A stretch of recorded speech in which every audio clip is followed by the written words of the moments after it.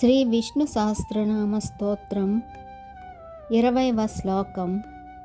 మహేశ్వాసో మహీభర్త శ్రీనివాస సతాంగతి అనిరుద్ధసురానందో గోవిందో గోవిదాంపతి.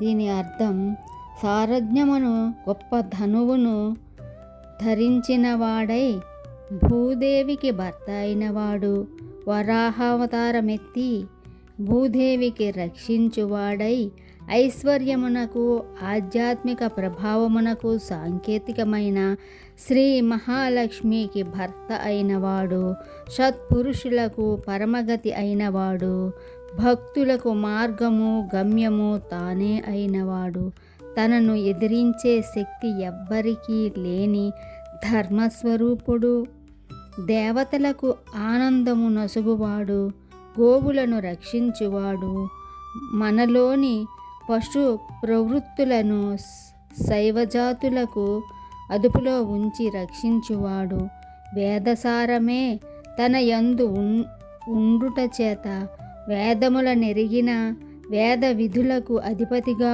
ఉండువాడు, శబ్దమునందలి శక్తి తానే యుండుట వలన గోవిందుడైనవాడు భగవానుడు శ్రీ మహావిష్ణువు.